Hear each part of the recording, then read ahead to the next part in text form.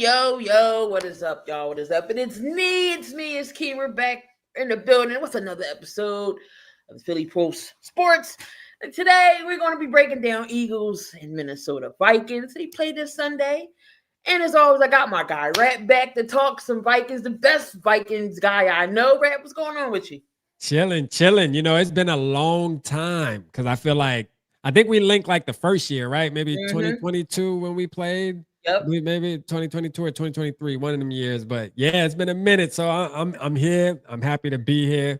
You know, obviously everybody in the building, make sure you hit the like button. The ones watching on Vocal Vike, also the ones watching on Key in the building. Y'all make sure you hit the like button. But yeah, let's talk about it. I'm excited about this game, to be honest with you. Yeah, I see your chat is in there heavy Bobbing. full circle. So I appreciate y'all again. I am a realist Eagles fan. I am not biased. I'll let you know what my team stinks. So you ain't gotta worry about, any of that. But I mean, I feel like it should be a good interesting matchup, knowing we got our issues, y'all got y'all issues. It should balance it out. But I'm still not picking us to win the game. But anyway, we gonna get into that. We're gonna get into that. But first, who don't know, we got some questions or whatever, and we gonna get into. So if whoever don't know, how did you become interested in the Minnesota Vikings? Yeah, so Randy Moss, you know what I mean? That dude right there in that picture. Shout out Queen Mary, first of all, first and foremost for that picture there. But Randy Moss is the reason.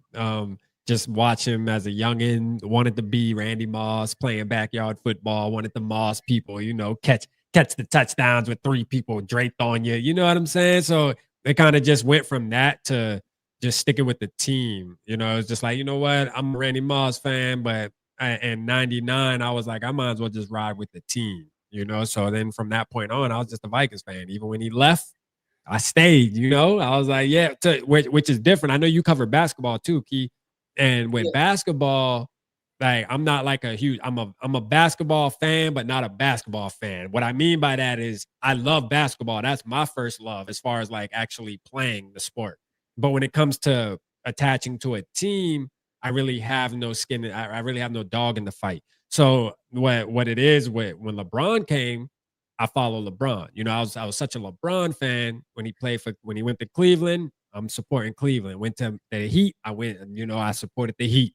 Lakers, support the Lakers. That's kind of how it is in the NFL. Even though Randy Moss was my guy, I did not follow him to the Raiders or the Patriots or whatever the case may be. I stuck with the purple and gold. You know what I'm saying? So that's where I'm at now, man. 26 years later. And we here. Let's go. Yeah, I came out the womb the Eagles fan, God, my mom up in heaven right now. So she's the one that made me an Eagles fan. So okay. When she passed away before, I think a week before Christmas last year, we was in the thick of the playoffs. So I said, you know what? So she had a video of her singing a fight song. So from when that Sunday she passed, every Sunday I played the fight song all the way up until you got the video uploaded? You can play it on here? I still have it's not uploaded here, but I still have it. Oh, I was about to say, damn, you should have played it on the show, man. We see Mama Key, man. So all the way up until the day she passed, all the way up into the Super Bowl, I played the fight song, and it's been a ritual. So I brought it back this year, and every game I play when I'm live on stream, you'll hear we score a touchdown, we'll hear it. So my mom is a big reason why I became a huge Eagles fan in general. So I mean, I'm a 4 for 4 in Philly, so I follow everything, but I'm a sports fan in general. Like I said, I'm not biased about anything. I'll let you know my team stink. I'm gonna tell you. Yeah. If your team is undefeated and y'all deserve the props, I'm gonna give it to you. So shout out Mama Key, man. That's what's up. It's definitely gonna be a good battle. It's funny because you remind me of my son. He's a Brian fan, so he follows the Brian. He don't have a team either. So yeah.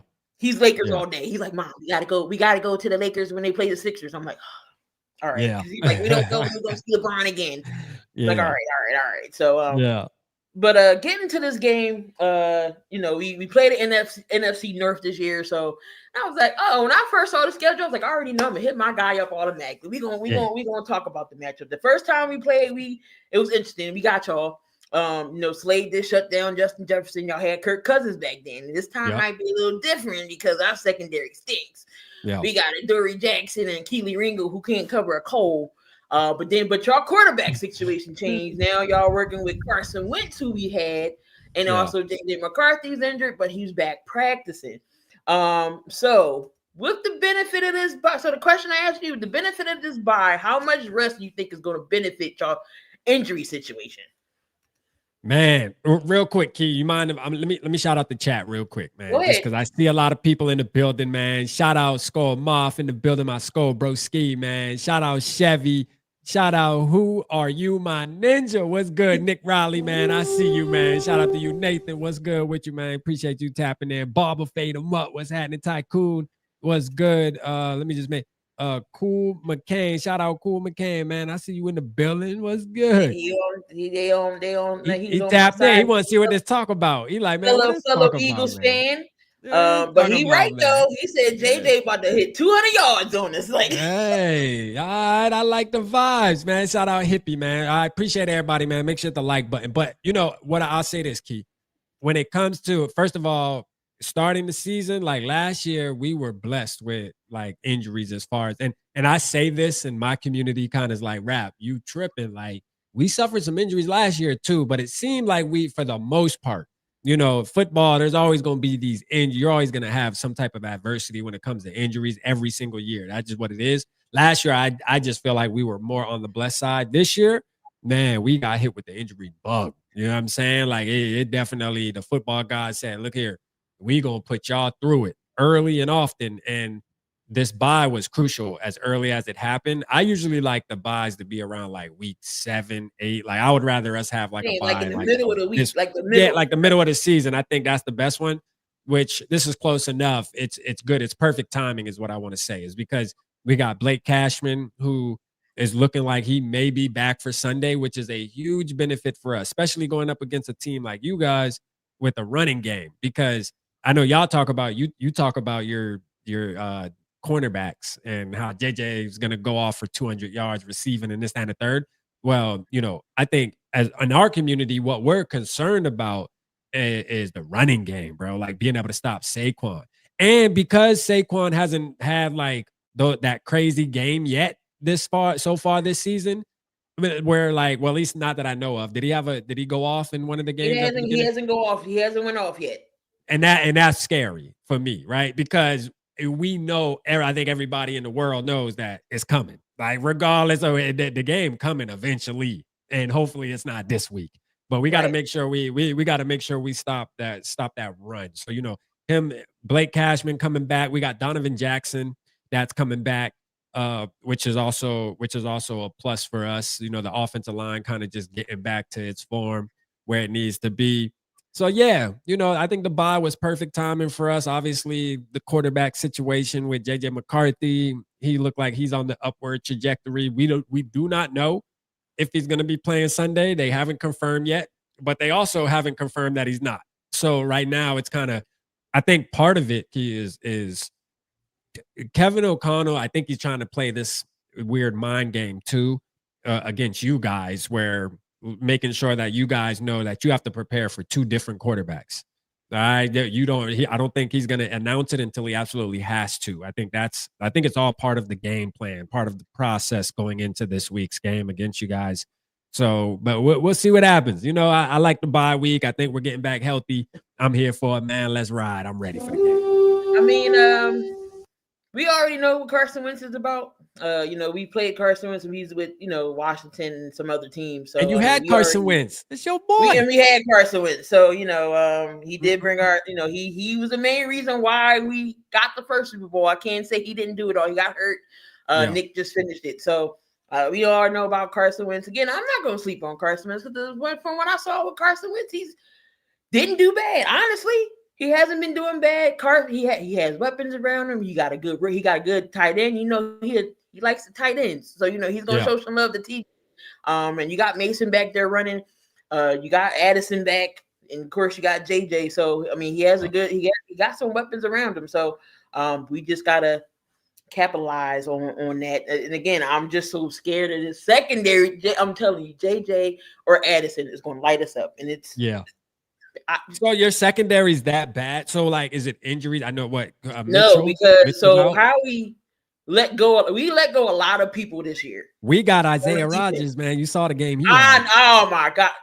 Eagles fans is to this day, it's like, why did we let him go? Isaiah Rodgers was a big one that we could have re-signed. I'm like, how he only got 16 he would have been big for you guys right now too. We couldn't afford him 8 mil 2 years. We couldn't have did that. So now we are stuck with no cornerback too. CJ Garner Johnson, I know his situation, got traded to the Texans. Then he got let go. He got picked up by Baltimore. Baltimore let him go today. So now he ain't got no job. Then Darius Slay went to Pittsburgh. I know Slay was getting up there in age, but he's still better than Adoree Jackson and Keely Ringo. And we all know Ringo back. You know, Ringo reminds me of Andrew Booth Jr. on the Minnesota Vikings, man. But one thing I'll give Ringo is at least from what I see, at least he's available. Yeah, I mean, Andrew Booth wasn't available, and then when he would be available, I mean, golly, you want to talk about a disaster, man. Watch him play football.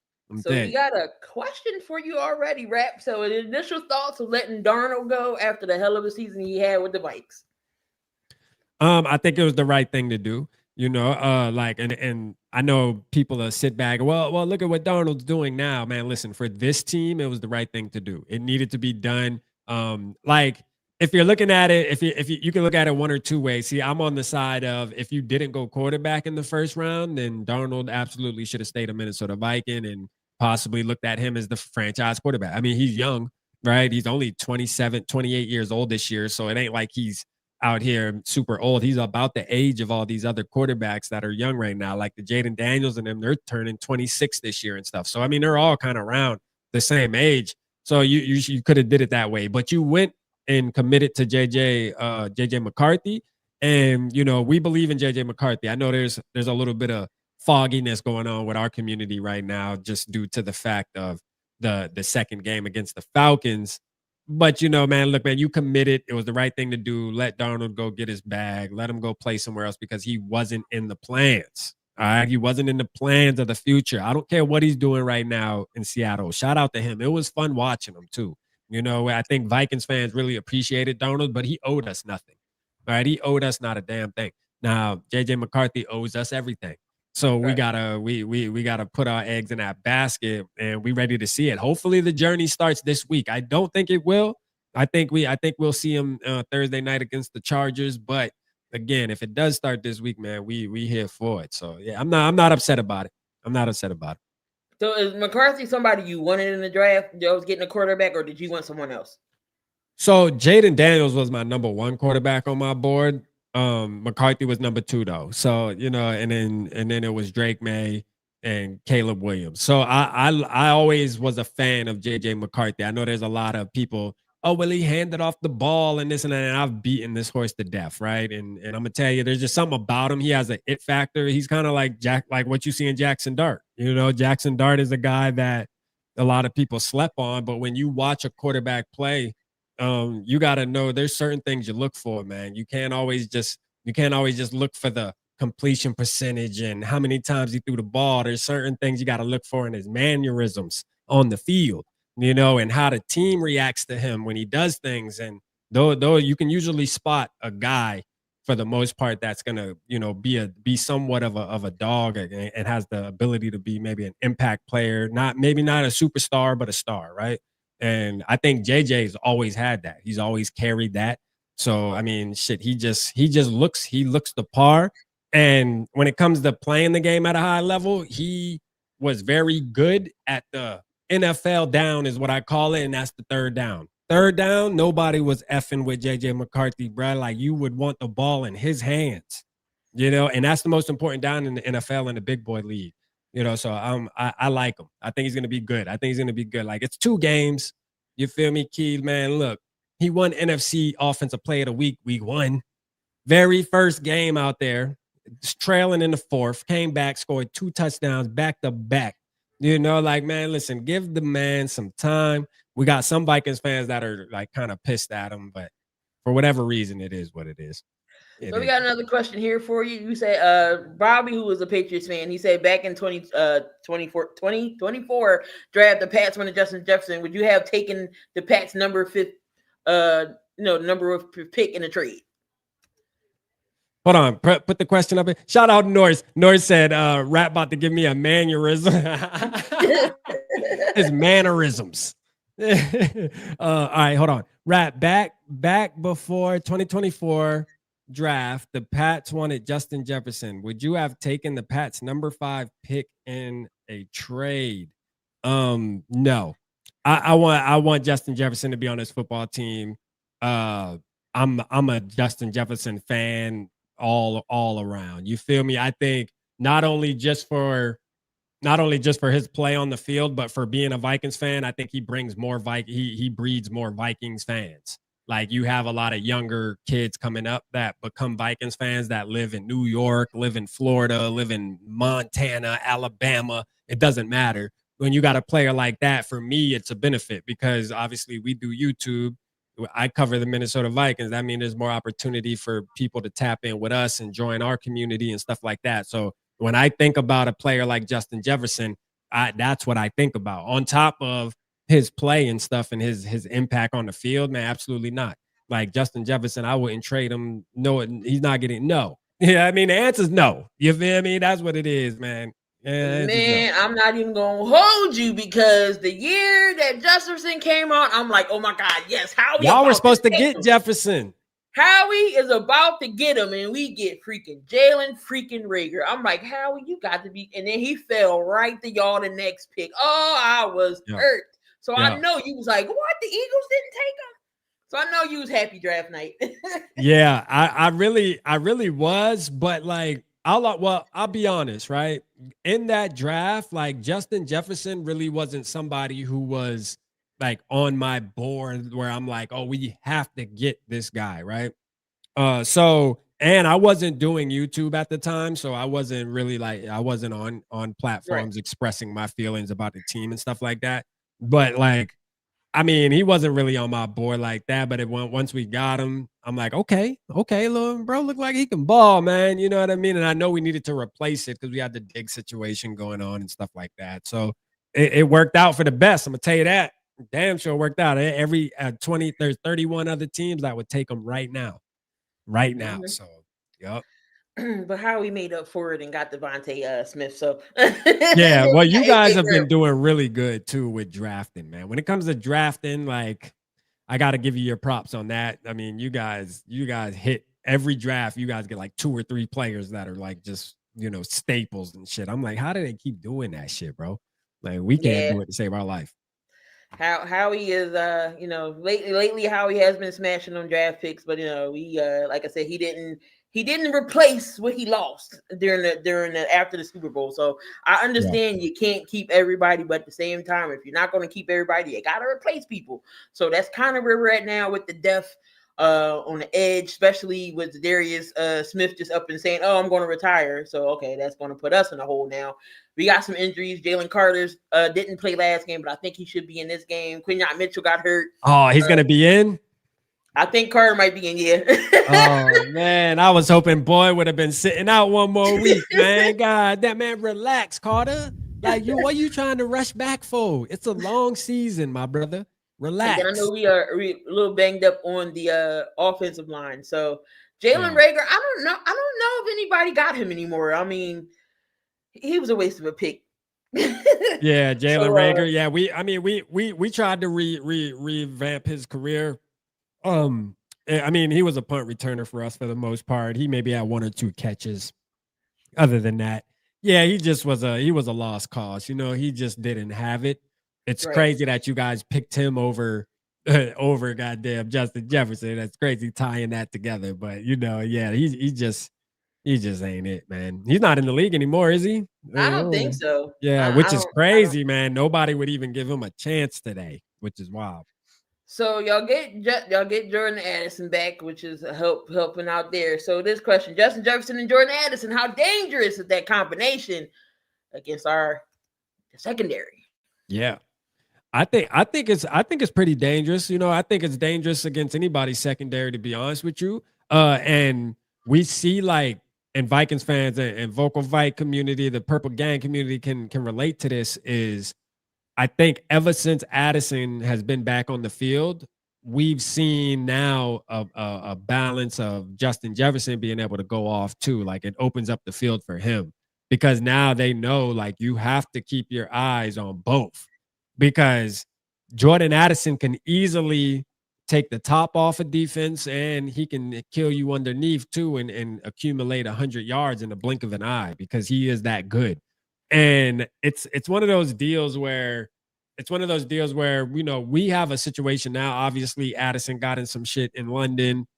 You know, we got Vikings fans that are like, yo, we might trade him. He's, you know, disobedient, whatever the case may be. Which I'm on that train. I think the team would do it. As a player, I would love to just keep him because as far as him playing on the field, because he's a beast. But you know, you gotta do what you gotta do. But like for Sunday's game, it's definitely gonna make a difference having both of them on the field, especially if you're talking about y'all's cornerbacks aren't really up the key right now. Yeah, you know, hey shit, man, you know, we might have a little bit of fun. I don't know who's going to go off, one or the other, but Justin Jefferson's been on a good track the past couple games. He's been getting that 100 yards, you know, doing his thing. So shout out to him.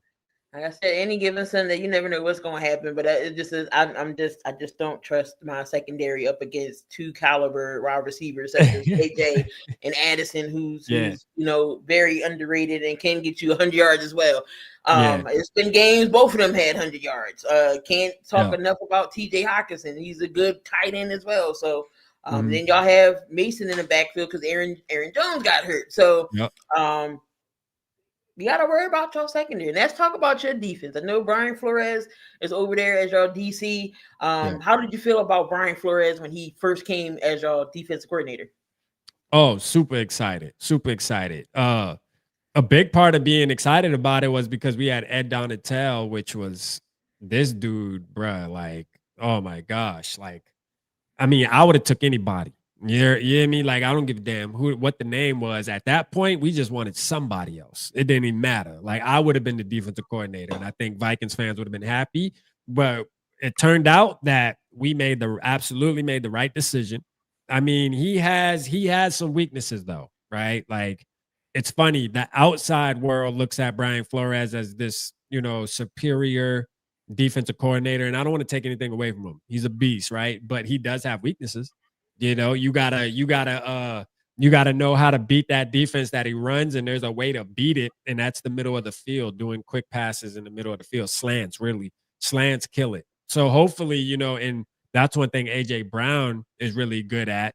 The AJ Brown and them, I feel like they're really good at running those type of routes. Correct me if I'm wrong, but if they sit there and let Jalen Hurts and AJ Brown connect on those quick slants, quick passes, man, in the middle of the field, then shit, we might be in trouble, man. You know, it's one of those deals where I hope it doesn't happen. I hope y'all game plan doesn't consist of that because that's gonna definitely chew us up. But for the most part, Brian Flores, man, we blessed to have him as a defensive coordinator. But again, there's things that, and that's every fan base, right? No matter what, you're gonna criticize the coaches because you want it to go perfect. If it don't go perfect, then shit, we not buying it. Like that's a fact. But you know, Brian Flores, man, for the most part, he's a beast, man. I'm thankful. How did you feel when Thielen came back? I know Thielen is the hometown kid. You know, he wanted to come back to Minnesota. He helped Bryce Young. The stereo on wanting to come back home was, you know, JJ's a young receiver. Yeah, you can connect with him. You know, he hasn't really. I mean, from what I've seen, like he hasn't really gotten going. But I know he get his catches here and there. But what's Thielen like to a young receiver? I mean, to a young quarterback. With like JJ. Well, you know, I would have thought that it would have been really good. But so this far, it's been It's been definitely underwhelming. You know, he hasn't really made an impact at all, to be honest with you, like at all. There's none. So like, I literally, when I think about it, literally zero impact, to be honest with you. He's done nothing that nobody else could have done, you know, on that field. As far as at the wide receiver position, I feel like Ty Felton could do what he's doing right now. But then again, you look at maybe off the field, right? Off the field practice, there may be an impact there. I'm sure there is. So things that we can't really see, things that Vikings fans can't see. Now, this isn't me trying to sell us on, you know, oh, we made the right move bringing Adam Thielen. I still think we made the right move. one thing I want to say, man, and one thing I'm leaning on is I learned my lesson a couple years ago. Bro, the season is young. It's young. We only a month and a weekend. Yes, is it moving by fast? I mean, yes, we sit back and damn, it's already week 7. What the hell? Because the off seasons are long and stuff like that. But when you talk about like the actual the amount of football that has to be played, man, bruh can bounce back. And for one, we had to go into it knowing I didn't think Adam Thielen coming to this team, he was gonna be 1,100-yard receiver. You know, I didn't have those expectations. Now, as a fan, if you had those expectations, that's a you problem. You know what I'm saying? Like, for real, that's a you problem. That has nothing to do with anybody. Like, for sure. I knew Adam Thielen was going to come back and he was going to be I said this multiple times on the stream. It was a good move, in my opinion. And if you disagree, that's cool. It's all gravy. But, like, I think he's going to be a third down possession wide receiver, a wide receiver 3. A wide receiver 3. My expectations for him were low as hell, but it's just the fact of having him, the way he carries himself, the leadership traits, those things, man. We gave up a fifth. I think we gave up a 5th round pick. When we talk about our GM and draft picks, a 5th round pick is like a fucking 7th. You know what I'm saying? For this dude doesn't know how to draft, period, anyways. So it doesn't matter. Like, we pretty much got the motherfucker for free. Yeah, I'm saying, for real. So it is what it is. Shout out my boy Nick, man. Shout out Nick in the building. Nick said, nah, that shit was dumb, man. Nah, for real. Nick ain't going for it. He like, man, that trade was dumb as hell. Shout out Nick. Shout out Dylan in the building. He said Thielen is blocking his ass off. That's what they will say. Yeah. I mean, and Key, I'm not here trying to sell the fan base on Thielen either. I mean, look, the man hasn't been performing at all. I think Jalen Naylor has obviously been more productive than Thielen. But what I will say, like I said before, it's early, man. It's early. Relax. Like, I think he's going to make a play when we need it. Trust me, he'll make the play when we need it. Believe me. Plus, you gotta listen to wifey. She wanted to come home anyway. So, man, wifey tripping. Wifey tripping. Hey, shout out real quick, Key. Rich G said, wish we had Cameron Bynum. Not only Cameron Bynum, how crazy is it that Mekhi Blackmon had another interception last week too? Mekhi Blackmon is out here getting picks every game now. And I was asleep on Mekhi. I'm gonna keep it honest. I'll be the first to admit I didn't care that he left. It meant nothing to me that Mekhi Blackmon left this team. But now he in Indianapolis going off. Him and Cam Bynum, they both over there going back and forth, getting interceptions. I'm like, ain't this some shit, bro? Usually that happens. You lead the team and go somewhere else and start showing out. You're like, why can't you do that when you was with us? I'm telling you, man, this shit is crazy. But yeah. So JJ is back, practicing. But who would you rather see start? Like, do you want JJ? If Carson is playing well, do you take Carson out and put JJ in, or do you leave Carson in until he messes up and then put JJ in? I put McCarthy in. Yeah, I put McCarthy in. I'm all the way McCarthy to just like, there's nothing that's going to change my mind.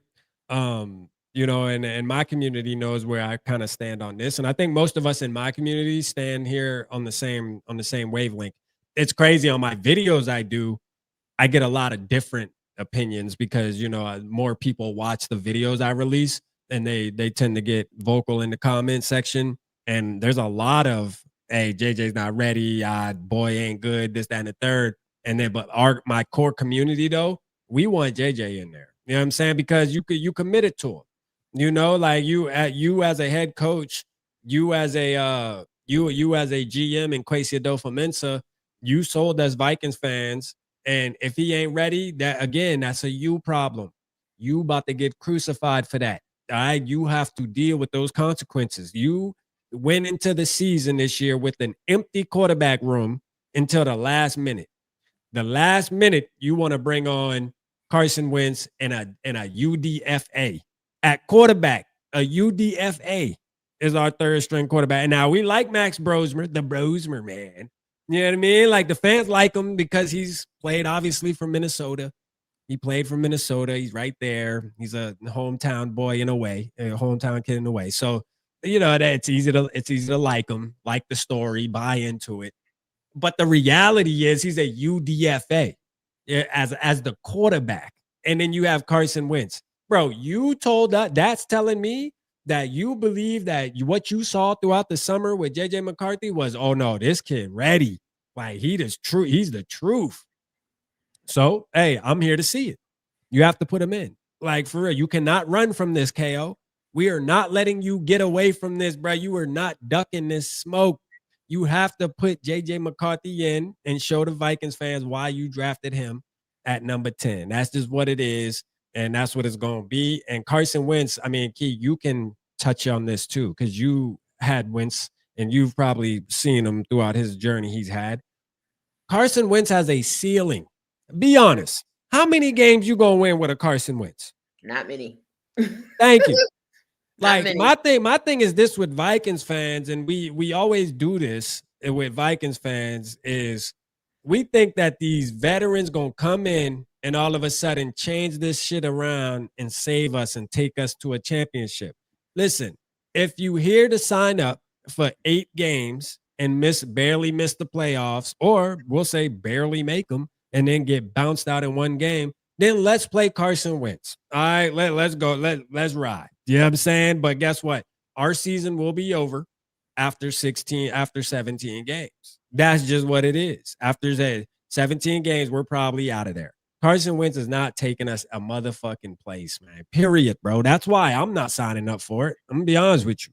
That's the main reason why I'm not signing up for it. Am I going to support him on Sunday? Absolutely. If he was to play Thursday, would I support him? Yes. Once we get the confirmation that JJ McCarthy's 100%, it's time to switch. That's when the attitude going to change, and that's just what it is. Yeah, I mean, you don't want to you don't want to waste too much time with Carson back there, because then he's gonna be starting to make some boneheaded plays, and you're gonna be like, it's coming. I feel it coming too. Yeah, it's coming. I mean, gotta ride with your guy. This is what you drafted him for.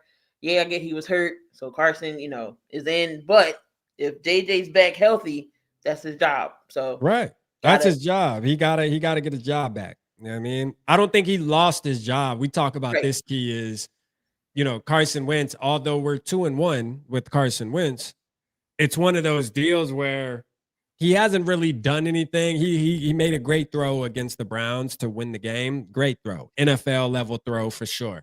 I was talking to somebody the other day about it, and I'm like, that's what he's supposed to do. Like straight up. Like he's supposed to do that. You're supposed to, you've been a quarterback for 9 years in this league.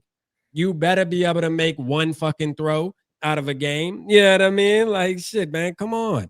So, I mean, look, man, shout out to him. All right, shout out to him. I don't want to take anything away from Carson Wentz. I'm just saying I'm not trying to watch 12 more weeks of Carson Wentz. That's all. Right. Is there something wrong with that?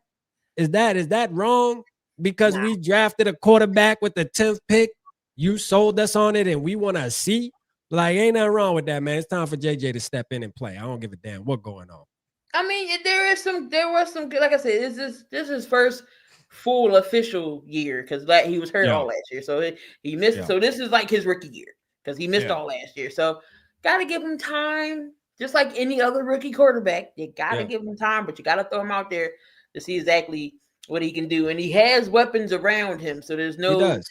So it's not like he's going in. It's not like he's a Cam Ward situation. He got Calvin Ridley they can't catch. None of his receivers is catching the ball. He's throwing the ball.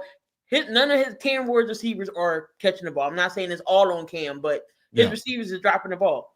So, but JJ has weapons. So he has a perfect situation here. Other than the offensive line, we thought, as Vikings fans, thought the situation was more perfect than what it actually was once we started playing football. Because we realized real quick that we still have issues, and it's the offensive line. We thought the offensive line was going to be better than what it started out the season as, and unfortunately, it started out really bad at the first 2 games. So and then even looking at last night's game, right? This can go back into the JJ convo. Is we saw the Falcons.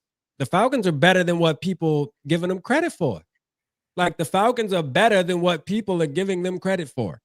We lost to the Falcons. Yes, we did. But the Falcons, they seem like they're a good football team. Let's say that. Do I think they're going to win a Super Bowl or anything? No.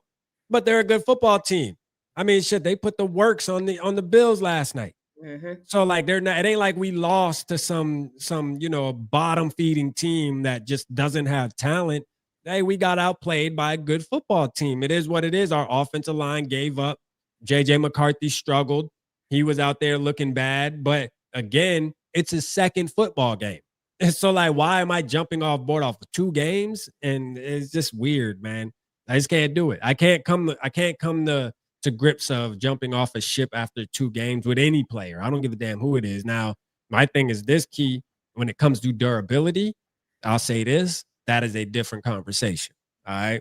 So like he comes back Sunday. Let's just say he comes back Sunday. I'm going to knock on a lot of wood right now. But if he comes back Sunday and he starts to limping off that field, or we wake up the next, because the trend we have with JJ McCarthy is he'll play the full game. We don't get the injury news to the next morning. You know what I mean? So like as Vikings fans, we see JJ out there Sunday and he gonna finish the game. But what we gotta worry about is about 10 a.m. the next day. We gotta make sure nothing come popping up on there. Well, after the game, JJ, tore his damn ACL, but he played 3 quarters with a tore ACL, though. You feel me? Like nothing was wrong. And so that's the type of shit we got to worry about in Vikings Nation. So we'll see. Yeah, we'll see. I mean, so looking at the rest of y'all's schedule here. So again, you got us, you got the Chargers, the Vikings, the Ravens, Bears, pretty much the division. Y'all see Sam Darnold with the Seahawks, Commanders, Cowboys, and then the rest of y'all division. How do you right now? I mean, right now y'all are 3-1, 3-2. We're 3-2. Yeah, 3-2. What do you see the rest of the season like? Like record wise? I mean, I feel like with either quarterback, I see us winning. I see our cap at about 8-9 games. I'm gonna be honest with you. Like right now, I see our cap about 9 games. But what the way that which isn't bad though when you think about it, because the way the NFC is looking right now, you can get in. It seems like you'll be able to grab a spot with 9 wins. It seems like you'll still be in the fight with 9 wins right now. It's looking like everybody's beating everybody. You know what I mean? Like when you got shit happening where the Panthers blow out the Falcons 30-0. And then the Falcons come back and they put cut the Bills' ass. You got you guys losing to the Giants.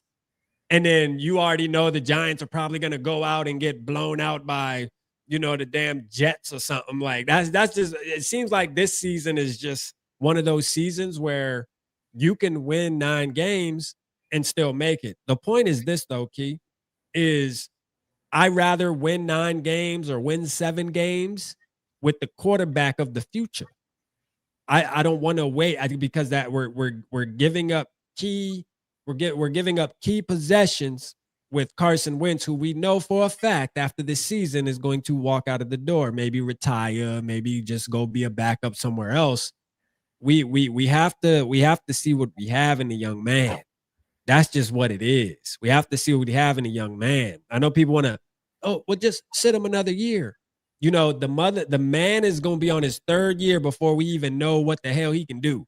Right. That's crazy, man. That's nasty work. I don't care. I'm not trying to do that. No. We need to learn this year right here. So I say 9 games, either quarterback 9 games. And I may give JJ McCarthy, just because of that winning factor that he has, I may give us 10 with 9 starting at quarterback for sure. So I got it. Somebody got it. I mean, where you guys gonna be at though? Like, what's up? Where the Eagles gonna be at? So he got the same book AJ Brown was reading. No, I don't got the same book. AJ got the he put the book up. What's going on, Rob? AJ put the book up, so I don't know. But like where you got you guys finishing this year? Like, what's up? So I initially had us between 11 and 12 wins. So that's our 11 and 12. 11 and 12. 10 at the least. I don't think the way we looking, we might go 10 and 7. But Oh, that's crazy. You say 10-7, like that's a horrible season for a Super Bowl, isn't it? It's not. NFC East is we're still winning the East. That tie is going to come back to haunt Green Bay when it comes to, by the time it comes to seeding. Dallas is Dallas. We not going to talk about Dallas because Dallas, that's they defense stink. They defense horrible. They let Rico Dowdle get damn near 200 yards and some change. That's crazy. And he called this shot too before the game. That we're leading up into the game. He's like, y'all better buckle y'all chin strap. He was like, he was like, I don't like how y'all let go of me. I felt like I could contribute to the team, and boom, back-to-back weeks he got over 200 yards. Which is the crazy part. But just the way that our offense is, I don't like our offensive coordinator. I feel like it's 2023 all over again, to where we had a great offense and our defense was breaking down. Vic Fangio, you already know how he is. He got the bend but don't break defense, and it irks my note. Ooh, that sounds familiar for Vikings fans. Ed Donna Shell. Yeah, irks my soul at times. I'm just like, he doesn't really blitz. He'll bring, like, if he does, he'll bring the front to get the pressure, but not from the linebackers in the secondary. So, like our front, I'm not really worried about. I know we missing some key edge, guys, some key people that got let go. Josh Sweat went to Arizona. Milton Williams let go. He went to the Patriots. Again, we had Slay signed. Rodgers is with y'all. So it's just like, how we know you can't keep everybody, but you got to replace them too. So. Trading deadlines coming up. We're just hoping maybe how we can add a corner. Hopefully. Yeah. I don't care who it is. I just want somebody that's not gonna get burnt. Like I said, we can get a Gilmore. We can trade for Tyreek Woolen. I know he was on a trading block. Oh yeah, Tyreek Woolen, which sounds that's something I was heard. Denzel Ward. I don't care. I just need anybody but a Dory Jackson. If Denzel Ward probably costs too much for you guys. If y'all know a Dory Jackson, y'all know why teams don't resign him, and then we stuck with him. Like, so. But that's just something we gotta deal with, and it just makes me nervous every game. I ain't gonna hold y'all. I got my blood pressure cuff and I got my pen because something got to calm my nerves. Okay, so that's typically how it is in the Eagles household. But what matchups are you looking forward to? So I'm looking forward to the offensive line, our offensive line versus your defensive line. I think that's probably one of the most important matchups because when I think about the Eagles, I think defensive line. You know what I mean? For some reason, I just think, get to the quarterback quick and force bad decisions and things like that. So, I'm definitely looking into that, which we felt the same way going into the Cleveland game because the Cleveland's defensive line was also known as one of those ones, and we kind of held them at bay. So I was surprised. So I'm hoping we kind of get the same results this week, being that we are getting. Part of me is like, man, you know what? We need to start the same lineup on the offensive line that we did last week. To be honest with you, like shit, I know we got Donovan Jackson coming back, but hey, maybe for the first couple series, let's just see. You know what I mean? Let's see. Because that offensive line that they meshed together last week, man, we had Blake Brandell, who is a guard playing center. He's a guard. He's really a natural tackle. He played guard, and now he played center. This man done completed the trifecta. I had a thought in my head, if Brian O'Neill isn't coming, Brian O'Neill's hurt, and we need a left tackle because Justin Suckle is what I call him, Justin Suckle. And Juergens is able to return, put him back at center. Man, throw Blake Brandell over there at right tackle. You goddamn it, you know what I mean? That boy, you can just throw him anywhere. He hold it down. You know what I'm saying? Like Blake Brandell, like put me anywhere on the line, man. That's me. So I don't know. I'm looking forward to that. If you on the line, I feel like you should know how to play every position on the line. That's just me, but True. It could be. But I'm just like, it's y'all doing the same thing, just maybe a little bit different duties, but y'all doing the same thing. You're blocking. I know it's different schemes, but you're blocking. I know a center, you got to hike first, then block. Yeah. So I mean, and what it is some people are. I think it also has to do with your hand too. Like some people. And then obviously, I think it has to do with what you're used to. Like if you're used to playing on the right side of the line, you got to think you're always moving right. You play on the left side of the line, you're always moving left when it comes to pass blocking. So it's something that you're used to. So it just mentally, it's something. But I do agree though, I feel like there should be more players that are a lot more versatile. I think there should be more players in college focusing on, hey, let me kind of touch a little bit of everything. Or even as high school players, like kind of just get good at all the positions, at least try to get average at all the positions and then master one, but then be like a Blake Brandell. I mean, we got Vikings fans saying, let's keep Blake Brandell at center. He might have found his calling. Shout out Davey OG. I did a video leading into the Browns game, and part of me was bullshitting, but obviously I looked into it because of his size and him being able to play tackle and stuff. He's athletic for his size. So I'm like, yo, him being in that small box at center, yo, he could be good. Like he can be somebody who's really an anchor in the middle, man, after he hikes that ball, like just really not letting anything get up the middle. And it showed, it showed. And that was his very first game. So I can only see him getting better more and more. So it's one of those deals where I look forward to Blake Brandell and what he can do at center, even when our offensive line gets fully healthy. Maybe keeping him there it might be the thing to do. And I'm sure our team is looking at that. When they watch the film, they have to look at that and be like, you know what? This man might be our new center for real. I ain't gonna cap. Even when everybody's healthy, when Juergens gets back and Ryan Kelly, obviously, that we signed from the Colts, the concussions, I don't see him coming back this season at all. Shout out Doogie on Purple Daily. It's a podcast that covers the Vikings. A big podcast covers the Vikings. He was talking about this might be deeper than IR and all that extra shit. This might be on some, bro. You done suffered 5 concussions, and we don't know. That's only the ones we got documented. We don't know what's going on with what you had in college and high school, and if you ever suffer concussion. This is life threatening now. This is might change your life if you suffer 1 or 2 more. Kind of like the Tua conversation. Mm-hmm. You might want to call it quits, bro. You had a long career. You play very good football at a high level, many years of it. So kind of just it's time to maybe hand it over and go, which sucks for us because we invested in him, but it is what it is. Is Dillashaw still out for y'all? No, he's back. Yeah, okay. He's back. It's kind of how a situation is with our line. Tyler Steen isn't the best. I feel like he, wasn't he was good, I guess, last year, but we had Mekhi Becton as well. He left him. And didn't Mekhi play like a different? What's the guy that played a different position for you guys and then switched over to guard and was like Mekhi Becton? So okay, yeah, because he was a tackle, right? Yeah, Sirianni said move him to guard. The best thing ever. That was we revived his career because when he was the Jets, he was non-existent. He was always injured. Everything.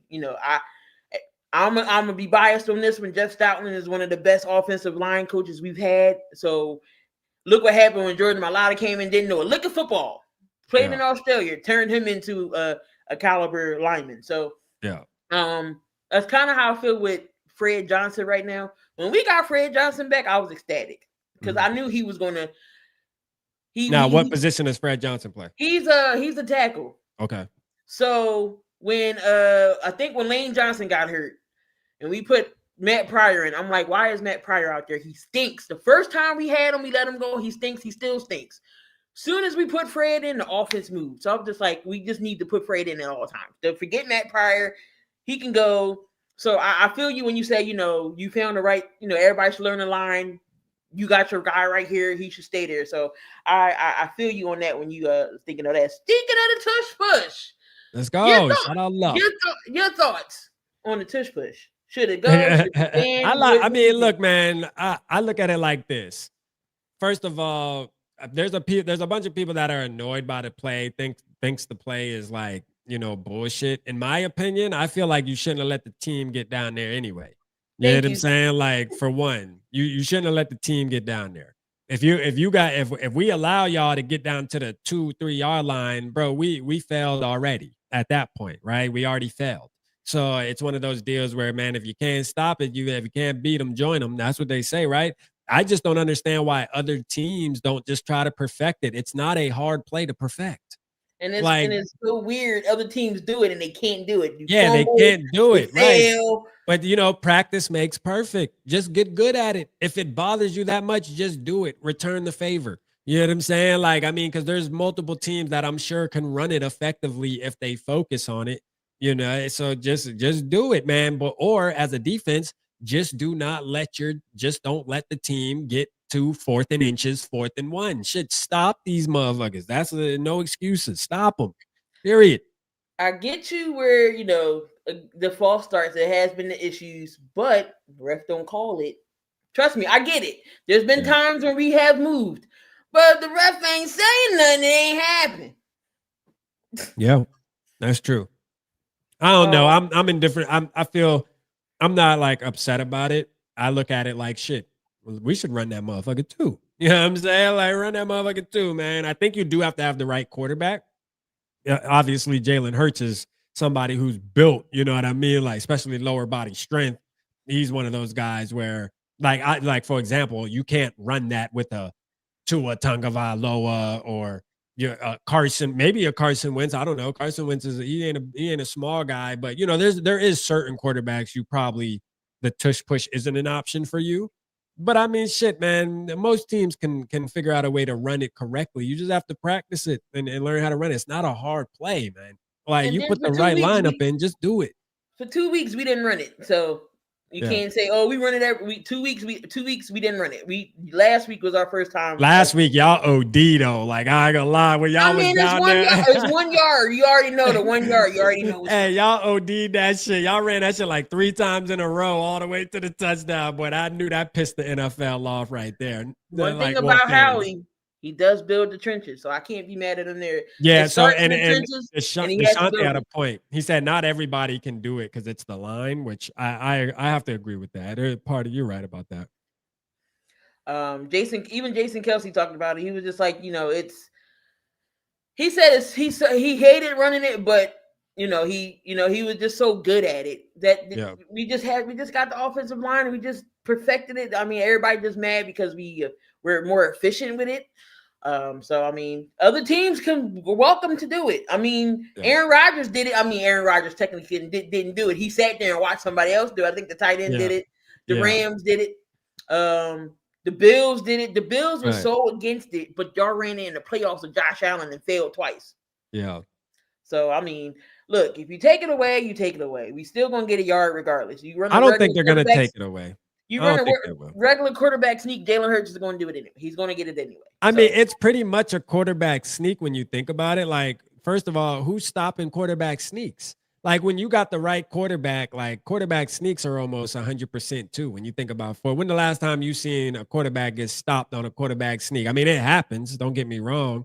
But, like, I mean, usually a quarterback sneak is like that play where it's like, at this point, you already let the offense get too far.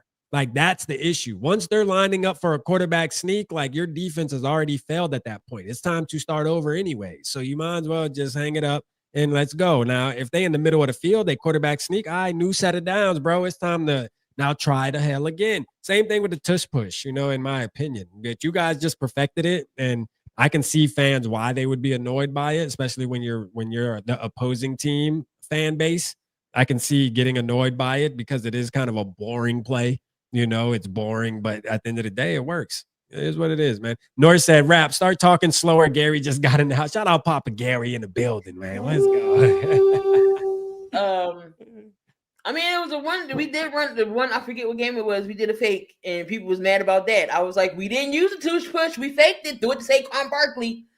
Mm-hmm. So I mean, you just got to be ready. It could be a fake, or it could be the actual. It could be the actual play. So I mean. Last year Eagles lost 4 in a row and then went to the Super Bowl run. No, we lost 2. Oh, you lost 2 in a row? We lost to Tampa Bay, and then we went on a streak, and we lost to Washington, and then it was a wrap from there. Yeah. She know her team now. Yeah, y'all ain't going. After the Tampa Bay game, everybody was like, "Oh no!" But we went on that. We went on that. Let me ask you this, Keith. Do you feel like you and Tampa? As a football fan, I feel like Philly and Tampa have this little rivalry going now because you guys have matched up so many times. I hate playing because that's how the schedule is. Yeah. So we always got to play the winner of the NFC South, and it's always Tampa, and we always go to Tampa. Why can't they come to Philly? And then in the playoffs, I feel like you guys have matched up in the past couple, because I remember you guys matching up in a wild card game. We got our asses kicked 33-9. And then and then wasn't the following year you guys kicked their ass in the playoffs too, right? You guys just kicked their ass in the playoffs maybe 2 years ago. I don't think it was Baker's first year. I think it wasn't Baker's first or second year when y'all played them in Philly. You guys didn't beat them in the play. That wasn't a playoff game that I'm thinking about. No, the playoff game, Baker beat us. Okay, 2023, Baker beat us. Oh, he beat y'all 2023. Yeah. Oh, okay. So y'all haven't beat them in the playoffs then. Y'all haven't played them in the playoffs. Okay. Mm-hmm. Okay. And then Jalen's first year, the year Tampa Bay won the Super Bowl. Got you. Tom Brady beat us. Got you. And then Baker beat us. I'm just like, yeah. So in the regular season, Tampa Bay always have our number, regardless of the Tampa Bay own y'all right now. Ooh. So we got them back. So, it is a. When y'all get them back? When y'all beat them? Regular season. We played them. Yeah. Oh, y'all played them already this year. Yeah, that's right. Yeah. It was a close game, but that's a good little rivalry, though. I feel like that's brewing. I Tampa. Tampa and Philly. That's a nice little. I'm over Tampa. I'm just like, can somebody else win the South so we can play somebody else besides Tampa. Vikings fans, I want Vikings fans in the chat on my channel. Drop down our rivalry that isn't that, because I just want to see something real quick. Who do y'all feel like our rivalry is that obviously isn't in our division? Like for me, for a long time it was the Saints, but I want to see what everybody's feeling now, because sometimes these rivalries they fade away, like because you'll have those stints of like 5-6 years where you're kind of playing these teams, and it's one of those deals where it's like, these motherfuckers they like a low-key rivalry. The Saints were like that with us for a long time. We hated the Saints. Isaiah Rodgers, y'all. Trust me. Oh, yeah. I miss him every time I see his box scores or they say Isaiah Rodgers. I'm like, yeah. But yeah, so and I feel like the Eagles too, like Vikings fans, we got a bad taste in our mouth with Eagles too, which I feel like a lot of teams do hate y'all, obviously. All right, so I'm going to tell y'all this. If y'all come to Philly for a cheesesteak, do not, I repeat, do not go to Gino or Pat's. It's a tourist spot. Everybody gonna say, "Oh, go there." Please don't. Yeah. You better off going to one of the corner stores to get you a good quality cheesesteak. You can go to Delisandro's. You can go to Angelo's in South Philly. You can go to Skinny Mike's. Do not go to Gino's and Pat's. Just remember that. No Gino's, no Pat's, because it's horrible. It's the worst. So most people are saying the Saints for the most part still. So yeah, so like that's the Vikings kind of. So like how you guys in Tampa, it's one of those deals where they're not in your division, but that's just a rivalry game for you guys. The Saints is like that with us. Like anytime we play the Saints, it's a big game because we're like, man, F the Saints, F everything about them. A lot of it stems back from 2009, obviously, but it's definitely deep with us in the Saints too. So y'all can get a cheesesteak from anywhere. Oh, don't go to Jim's. I don't like Jim's on South Street. Jim's is nasty. I don't like Jim's. Jim's, Geno's, Pat's. Don't go. Let's go. Keep putting us on all the plays in Philly. Are you in Philly, Key? You like right in Philadelphia? I am on. So I'm in the burbs. So I literally live 15 minutes from Lincoln Financial. So okay, I can go down 95 and I'm at my auto stadium. So let's go. Do you go to a lot of games? Our stadiums is we got Lincoln Financial, then we got literally the Phillies play across the street, and then the Sixers and the Flyers are like across the way. So it's all in one. Yeah. Do you go to a lot of the games? No, I can't afford them, so I'm gonna stay at home and watch. I got you. So but that's what's up. That's what's up. Okay, yep, I'm right. So let me ask you something, Key, with this game, right? Because I kind of want to. I feel like I didn't get enough insight real quick, and I need to get some. When it comes to Jalen Hurts, right? What's the vibe, right, around your guys' locker room? First of all, so like for us, we've been seeing that AJ Brown seems to be unhappy even when you guys are winning, which is weird as hell that he's giving off this vibe. Now, we can just be outsiders looking in because we're only seeing like the little quick posts on X and things like that and what we see on TV. Somebody like you that covers the team, you're obviously engaged in the everyday conversations and you kind of know the actual truth. What's the vibes like in the locker room? Because I'm hearing, hey, you guys really don't believe in Jalen Hurts. Like Jalen Hurts, everybody else looks at him like, oh yeah, he's their franchise quarterback, but y'all are. But then there's this part of Eagles Nation that's like, not he just we don't know if he's good enough because our wide receivers aren't benefiting from his type of play style. Even though you win the Super Bowl, which is weird to me, but it is what it is. What's your thoughts on that? Like, how's the locker room with the wide receivers and So quarterback? every fan base has your true fans and your delusional ones. Okay, Yeah, so we gonna say the delusional ones are saying, "Oh, they don't believe in Jalen Hurts." He had one interception. It's the end of the world. Oh, Jalen ain't it. That's his first interception in 366 snaps or something. That's his yeah, first turnover. yeah, This man just won 18 straight. So, but yeah, the locker. So the issue is with our offensive coordinator. So our offensive coordinator, it's the first time being an offensive coordinator, you get in-house. You never get in-house. You always go outside to get an offensive coordinator. Look at Frank Reich, Super Bowl. Shane mm-hmm. Steichen got to the playoffs. Kellen Moore, Super Bowl. So I just feel like this offensive coordinator doesn't know what to do. Now it's other teams are starting to say be predictable. Lane Johnson is somebody who's usually quiet. When Lane Johnson says something, that's a problem because Lane is typically quiet. He go out there and do his job. He doesn't say much. But when he says the offense don't make adjustments, it's predictable. Something got to give. The coordinator doesn't fit AJ, I think, into his scheme. I don't know what it is. Before last year, we were strictly run happy because we got Saquon and their offensive line. Why not remember Saquon? Jalen Hurts didn't have to do much. Everybody's like, oh, Jalen Hurts can't do this because he didn't put up sexy numbers. Y'all want him to throw 400 yards and 5 touchdowns every game. Yeah. He wins games. But the issue is they're not passing more. Now, when you want Jalen to throw, it feels like he's forcing the ball to AJ, and then teams know that, so they're going to stick AJ. Is the receivers not getting open? So you can say AJ is he does this every year. He did it last year, made a big fuss, and it was like it's not like that. Did the same thing again. So I don't want to say it's controversy or whatever, but he's a competitor. He wants to win. He wants the ball. That's every wide receiver that's top. CD Lamb, Jefferson, they want the ball. You got to give those guys the ball. We have to give AJ Brown the ball to start. We got to use the run game more. We can't use the run game and then abandon it and go on a throw. So it has to do with the offensive coordinator situation. So of course everybody's going to be blaming everybody. Hurts just has to go out there and do what he do. I feel like with a new offensive coordinator, he has gotten one damn near every year. So it's hard to acclimate and get adjusted to his system. I just feel like Hurts don't know what he's doing out there half the time. Like, oh, now all of a sudden you don't know how to play quarterback. So Yeah. But I mean, hopefully we'll get through it. I just want him going. I just want somebody that's competent at the OC level that knows the strengths, knows the weaknesses, know what Jalen can do. It's times Jalen had to take over and he need to do that again. So I mean, AJ's going to be AJ. Everybody's like, "Oh, AJ's leaving." No, he's not leaving because if we decide to trade him or whatever, that's a 74. That's a cap hit, like 74 mil, and no, he's not getting traded. So just gotta ride it out.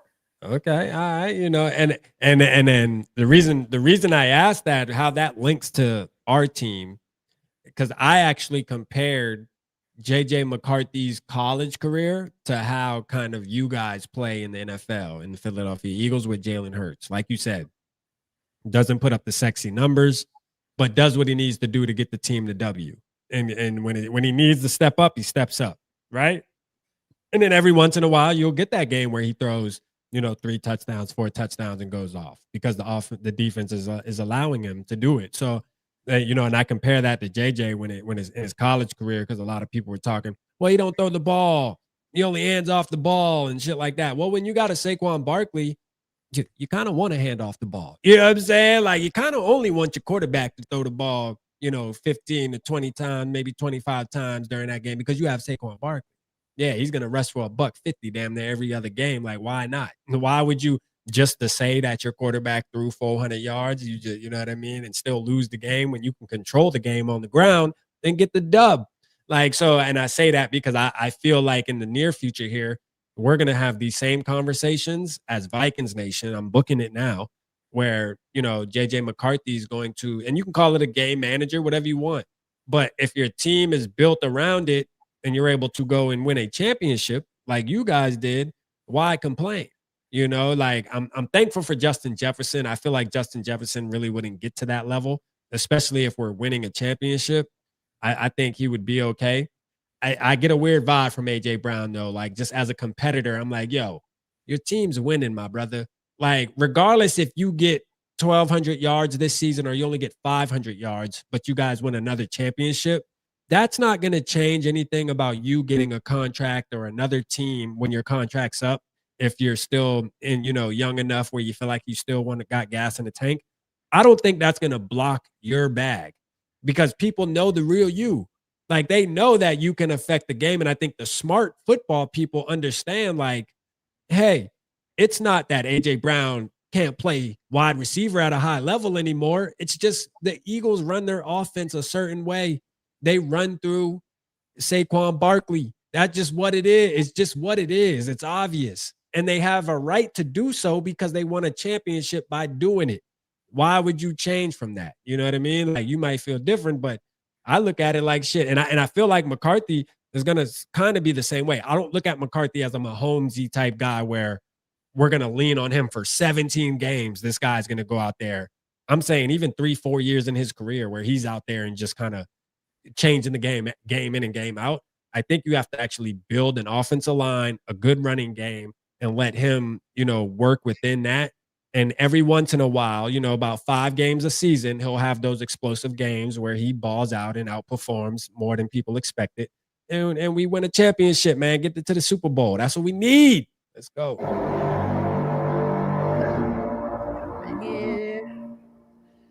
Yeah.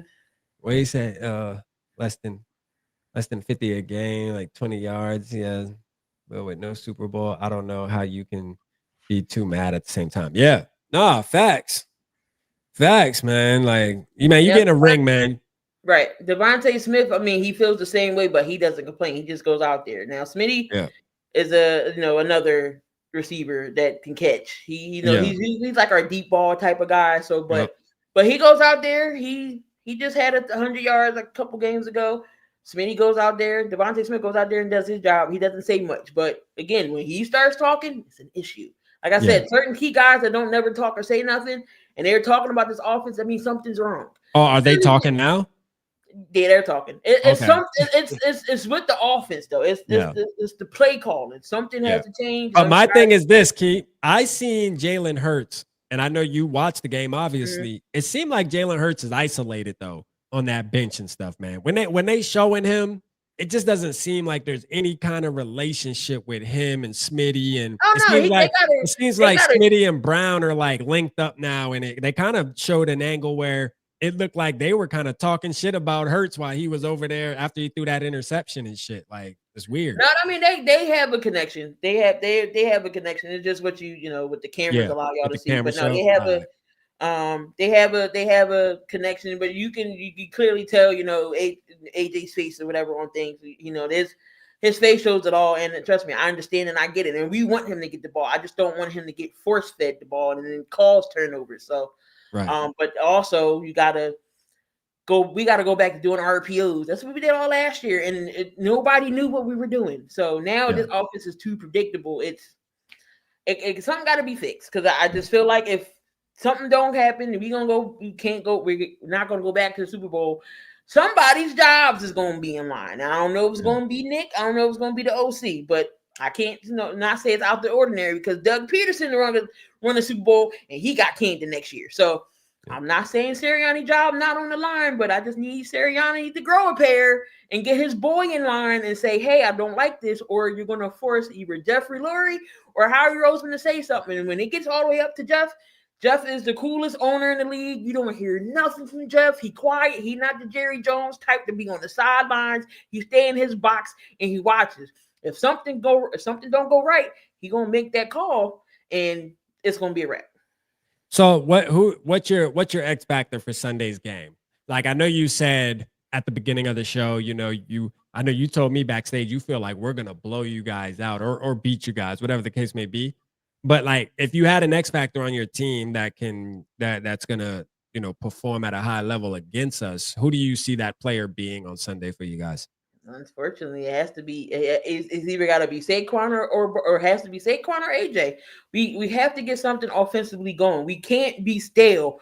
For the last couple games, we'll play fine in the first half and don't do shit the second half. We got to play all 4 quarters, 60 minutes of the same football. We can't be stale. Just like the Rams game, we should have lost that Rams game. We should have lost to the Rams. It's just by the grace of God, we had that blocked field goal. We shouldn't have won that game. I don't know who turned it around in the second half, but that wasn't the offensive coordinator. I think Jalen Hurts took the plays. He must have found Kellen Moore's old playbook from somewhere and used it. So when we utilize the field right, the offense moves. Saquon moves. You got to set the running game up to set the passing game up. Play action. Do some screens. Just not with AJ. Just not with Smitty. But the thing with Saquon is, why are we running him up the middle? He's not that type of back. You got to bounce him to the outside. That's where his yards is. And that's what we're doing. We're running him up the middle. So AJ, you got to get AJ often. He got to find his stride often and early. And we got to run Saquon Barkley to the outside. Teams going to stack the box against him now. He's 2,000 yard receipt back last year. They're going to stack the box. You can't run him up the middle. So it's either AJ or it got to be Saquon, yeah. So, and as Vikings fans and the chat over in Purple Gang community, if y'all drop down in the chat, who do you think is our biggest threat on the Eagles? I'm gonna say Saquon too. I'm gonna go with you with Saquon, and a lot of it just has to do with I'm still kind of PTSD from what Bijan Robinson was able to do, which I think Bijan and Saquon are similar as far as their run style. They're very shifty, very fast. I mean, you miss one tackle and they can turn that shit into 30, 40 yards. You know what I mean? Like that, like in the blink of an eye. So I'm going to say running. We had Gainwell that ran all over us. This last game, we had Judkins that, I'm not going to say he ran all over us, but had a couple good runs. It's just one of those deals where I think Saquon is the X factor for the most part. But I'm glad. Thank you, Deshante. I like that where you talk about Hurts' legs. And I remember the last time we played you guys was super annoying, bruh. The game we played on, shout out Jared O, man. I see you, Jared O. Appreciate you tapping in too. Alex, man. Appreciate y'all getting active in the chat too over on Vocal VIKE, man. Appreciate y'all. And the ones on key. Shout out to y'all tapping in over there being vocal. But I remember Jalen Hurts just going crazy, like with his legs. I mean, it could be a 3rd and 17, and this man will run out the pocket and gain 18.